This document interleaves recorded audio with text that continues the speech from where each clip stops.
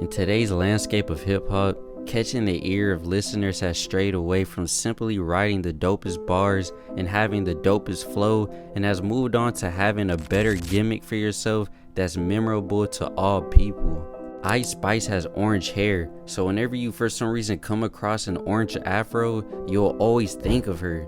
Lil Yachty bright red braids was synonymous with him for a large part of his career before dyeing his hair black. And 21 Savage has a dagger tattoo on his forehead, which it's a literal dagger. Like, you can't forget a dagger, bro. And today you'll be joining me as I tell you what happened to the artists who gimmick and their identity was their ski mask and hiding themselves. We'll be going over what happened to the artist Rumor. RMR, pronounced Rumor, was born March 5th, 1996 in Ghana, Africa, but the West African later on moved and grew up in Minneapolis, Minnesota when he was 4.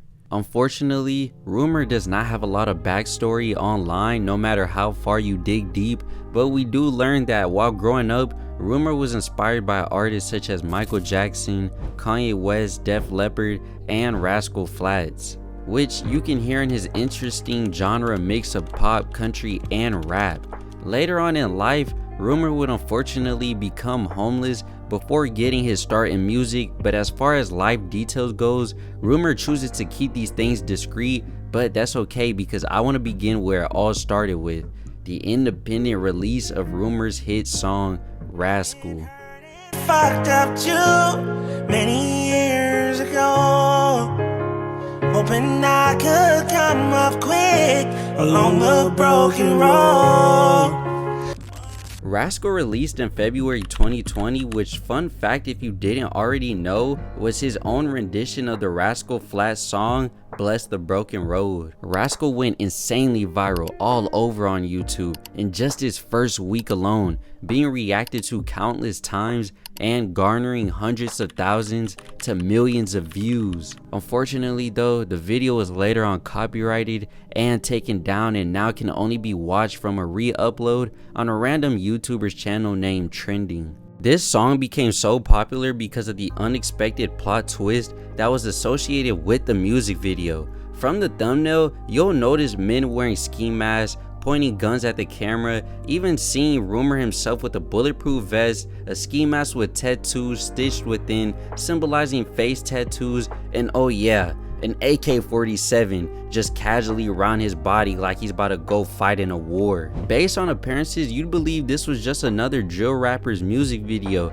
until Rumor unleashes some of the most beautiful, unexpected vocals known to man, coming straight from the heart and soul. I remember it being around the time of COVID and watching I'm Dante go crazy reacting to this music video, being in pure disbelief at what he was listening to. I wake up and teardrops, they fall down like rain. Look at them holding their guns in the background like. That moment right there, that was the draw of attention Rumor was going for, and that is exactly what he got from everybody. Not only was the appearance appealing, but the song was genuinely good, which made it 10 times better. As of today, the song sits at a comfortable 5.8 million streams on Spotify and got Rumor discovered shortly, being signed to Warner Records and CMNTY Records, but I'm just gonna call it Community Records to make it easy. He signed in April 2020, which is just incredible because previous to Rascal, Rumor said in an interview in 2021 how he didn't even want to do music at first and was more forced into it because of his homeless situation. I didn't really want to do music, but like once things started happening, once I started like writing and doing this and doing a little bit of that and whatever, it was just like, I want people to like the music before they like me. You feel me? As far as, you talked a little bit about this, but we didn't get too deep into it. What really, inspired you to want to make music in the first place? I was broken homeless. Rascal was his first ever song, period, and after just 2 months, Rumor was already quickly signed to a record label, which is interesting to say at the least. Rascal was the first record that I ever dropped. Rascal was the first music video that I ever dropped. Rascal was the first, not even the first tweet, probably like the fourth tweet you ever heard from Rumor. One more interesting thing that I love to share about Community Records is that it was founded in 2019 by Philip Lawrence, who is an 8-time Grammy Award winning songwriter, producer, performer, personality, and comedian, who is mostly known for his more than a decade relationship with Bruno Mars. But it doesn't end there, because the other co-founders is A&R executive Malik Rashid and marketing executive Chief Johnson. Now that we know what Community Records is, you'd understand how an artist signing with this label would be a great beneficial asset with all the connections provided, and you'll be enlightened enough to learn that the label's first ever debut artist was in fact Rumor. Now how funny is that? First order of business though, after the signing, was the release of his song Dealer, which then shortly got remixed by Lil Baby and Future. Funniest thing about this song though is the popularity that the Lil Baby and Future only version has on YouTube. You can literally see that the version without Rumor has millions of streams, with a lot of people that I don't even think know that the original song is from Rumor. And you can tell because people will literally re-upload and say the song is unreleased, making it seem like it's a leaked song whenever it's literally out and it's Rumor's song. That's a little hilarious to me, because imagine getting taken off of your own song and then the song blows up without you, bro. But the music video does sit at an impressive 17 million views to this day, and is his most streamed song on all platforms, performing very well for an artist whose second song ever was this song right here. Without wasting any time, Rumor went on to drop his debut EP, Drug Dealing is a Lost Art, with features from Westside Gunn, of course Lil Baby and Future, and he had his hit song Rascal even remixed by Young Thug as a bonus track. The EP was actually received very well by fans and the people listening, but unfortunately fell flat to publications like Pitchfork, which rated it a 3.3 out of 10, saying, on his debut EP, Drug Dealing is a Lost Art, all this intrigue falls flat. There's nothing fun, intriguing, or provocative about his music. Despite all his fusionist posturing, sorry, I'm bad at reading, let me say this again. Despite all his fusionist posturing, he's got the personality of a wiped smartphone, sleek, modern, empty. NME publication also felt the same way, but did give him a higher rating, saying that the EP was a 3.5, adding on by saying that the masked man's work is frequently stunning, though not as bold and brilliant as his viral hit Rascal, yet his story is intoxicating nonetheless. Which, damn, they completely dug into bro for his first ever EP, which mind you was released only a few months after starting his music career, but I will give credit because they aren't completely trashing him, but just saying he's lacking the creativity that they expected from him. So he definitely had potential that some people just couldn't see at the time.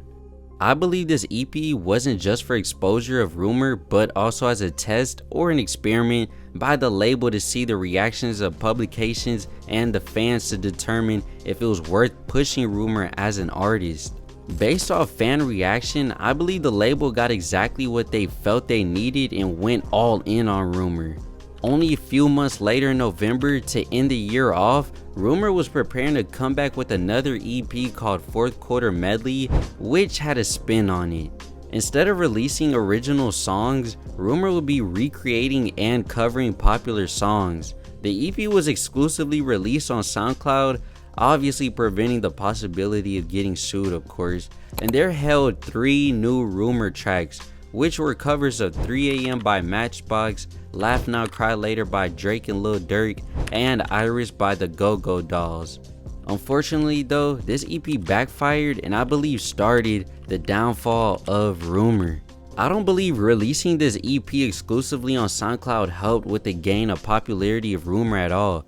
Plus the covering of already established songs with the addition of bringing nothing new or created to the table, which publications already criticized him for, doesn't help a single bit. If anything, I believe this was a horrible decision by the label, which only had one possibility, and that was failure.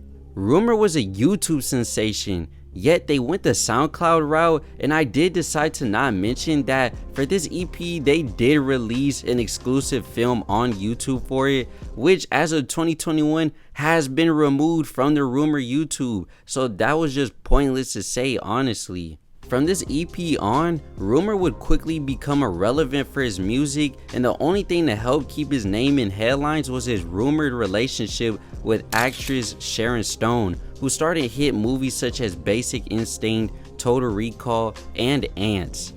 Ants is a classic, bro. These rumors were quickly denounced by Sharon herself, saying, "Hey Sharon, is it true you are dating RMR, the rapper?" No?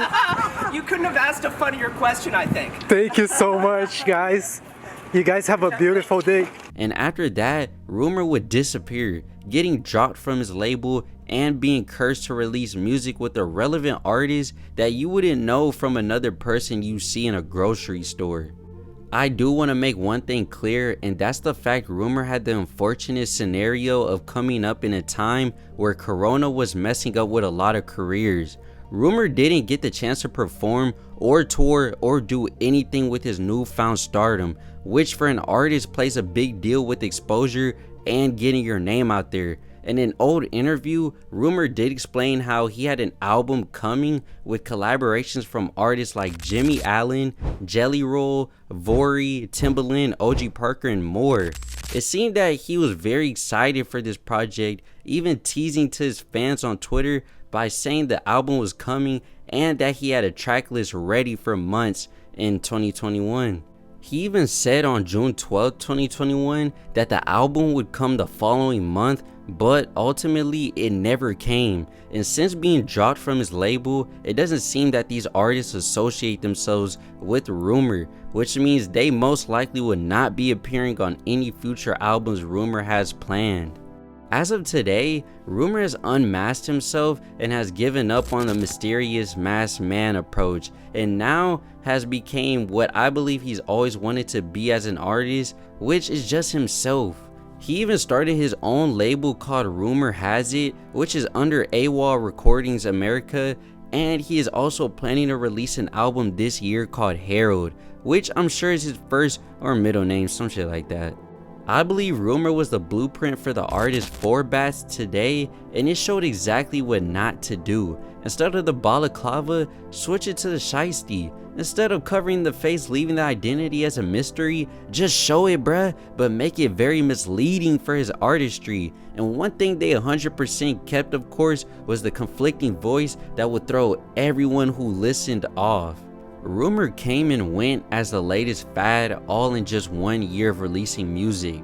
And 4 years later, the cycle begins again for an artist like Forbats, who is thriving even through the controversy of being labeled as an industry plant. At this moment of time, Forbats has a distribution deal with OVO for his upcoming EP. He has a Drake remix on his song. He has an up and coming Kanye West feature in the works, and is sitting on a nice 17 million monthly listeners on Spotify. And this is only year one for him. Hopefully he can do what Rumor couldn't and have successful longevity. With the route he's on, I believe if his management does right by him and set him up for success like they already have, he'll be good for years to come.